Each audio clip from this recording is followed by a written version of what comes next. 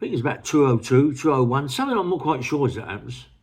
I was in the scrubs. They put me on the ones. I was in for a really, really serious charge, GBH intent, section 18. I never did it, yeah.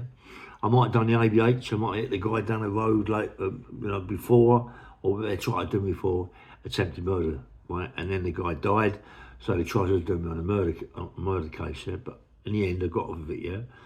Because all I'd done was we had a fight down the road, and he hit me with some cans of drink. I clumped him, ABH, and that's all I pleaded guilty to it, yeah. But anyway,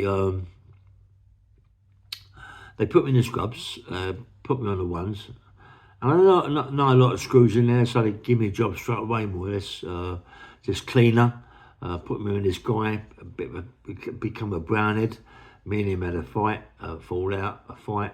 The guy could have a fight, but being on that gear all the time, he become like a rag doll.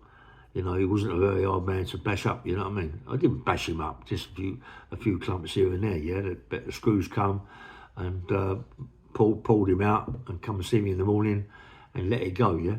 And he didn't want to say nothing, I didn't want to say nothing, and let it go. So they put a guy in my cell called Ricky. This geezer, Italian name, this geezer was a gentleman, mate. He's someone that I even see now today. This is why I'm going to do the the video, because when I done my book signing, he come over, and Ricky's a really nice fella. I mean, Terry, my mate, Terry Haley loves him. He's got something about him. He's just a nice guy. He works for AA. He's a proper man. This geezer's a proper mate.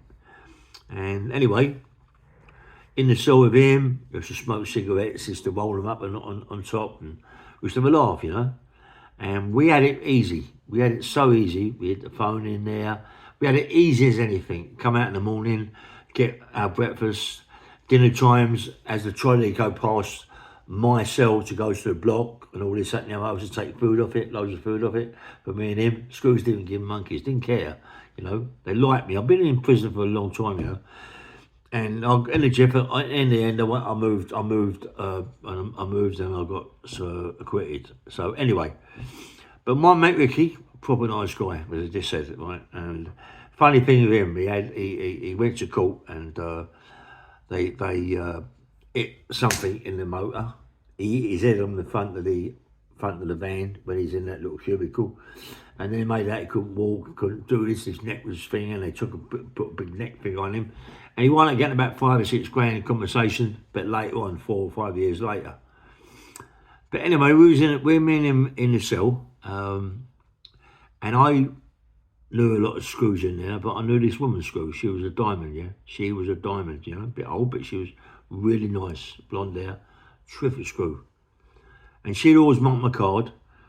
If there was anybody on the wing, someone naughty had just come in under another name and he was naughty, she'd mark my card. And I'd get a couple of my pals who'd go up and do what we got to do, service them, bash them up and make sure they go down the block, yeah. And she was good like that, you know what I mean? She'd give me cigarettes for my mate Ricky, and she was just so nice. One day she came into my cell, she said, listen, there's a guy coming over this morning. He's coming over from the other wing, and he's not, and he's a bad case, mate. He doesn't come to this country, he's a foreign national. He's a big African guy. He's about 21 stone, mate. But he's bad. He's a really, really naughty person, mate. And, we don't really want him on this wing. Okay. I see what he's going to go over. He's going to go over across the road and sell across there, right? We bought a mighty card. Anyway, they brought this guy in. We see him walking in the cell. Big African guy, massive guy, this guy. But not muscular, but fat, but big, yeah?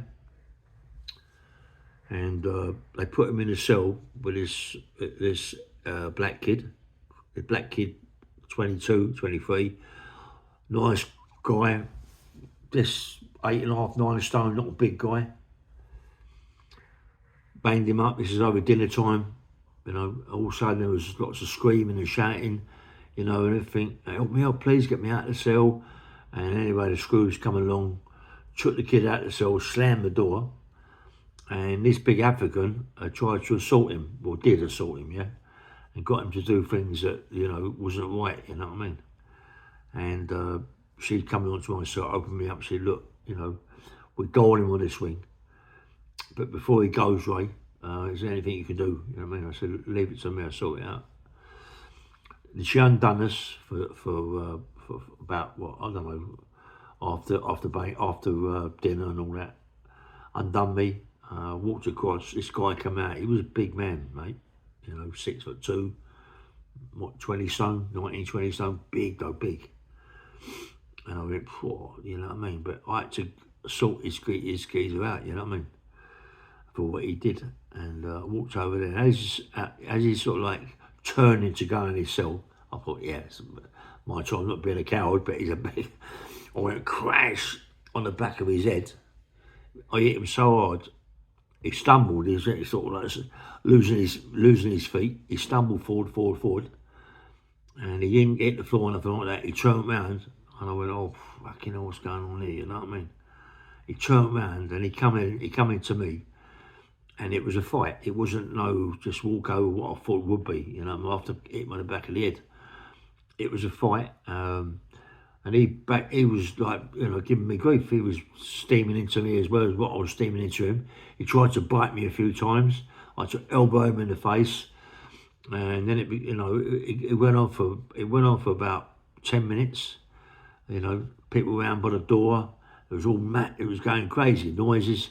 Screws were looking. Screws off knew what was going on. And I just caught him a couple of good punches. Around the face. And he went, mate. He went over. He went crash. He just went collapse. Yeah. I done what I had to do. You know. I don't think that he'd be playing games with young people no more. You know, I had to do something bad. I can't say what I've done because YouTube have been stopping my monetization, whatever you call it. You understand me? They ain't been paying me for my videos if I say anything wrong. So I'm not going to say anything was out of place. Yeah. Yeah. I made it so that he'd never ever be able to do that again to anybody. You know, I really obliged him big time. I knew what I had to do and I done it, yeah. My screw come over, the woman's screw, told me to come out of the cell. She slammed the door, yeah. Took me home my cell. She said, you're sweet. No one's going to say nothing. You're sweet, mate. Thank you. We'll come over later. And dinner times, it was now tea time. And they slammed the door again, slammed me, put me in the cell with my mate Ricky. And come home after tea. I was in the cleaners and this, that and the other, because they let me out my cell. And she just come into me and said, look, you know, thanks very much. He asked for you. Give me those tobacco and roll-ups and things for him, my mate Ricky. And she said, we'll look after you anyway. And they took him out. I took him out on a stretcher. He was well hurt, mate. He was well hurt, bad, you know. It was only this story. I don't know, I said it a long time ago, I can't remember, you know. It's only because my mate Ricky, when he come to see the book signing, he was sort of like standing there, and then my mate Terry Haley come over, the geezers have done the book, other people, 8, 9 people come over there. I think he was there, Kevin Suma, I think he was always there. Also there, Stephen French, and he was this there on the stage, yeah? And he was telling the story of what I'm just telling you, but he left quite a bit out, you know. He left quite a bit out of it because he wasn't in the cell when I done what I done, yeah. But yeah, she was a good screw, mate. She was like, you know, really good for us, you know. Anything we wanted, she'd always get us. She'd always look after. Well, she wouldn't get us no drugs or nothing like that, but you know, if you wanted milk and all that sort of thing, and she'd get you the milk from the officer's mess, came with Mars bars, what we wanted. But you know, I done a lot for her. For the time I was in there, 11 months, yeah, I done a lot for her, yeah, and for other screws in there. I mean, a lot of people say, yeah, but you know, you should be doing that bit. Yes, mate, I should be doing it. You know what I mean? I should, because people can, you know, can do that to any, like, I mean, to happen to do that to a young kid. I don't think they should have put that man, knowing what he was, in the cell with him, you know, but they did, you know, and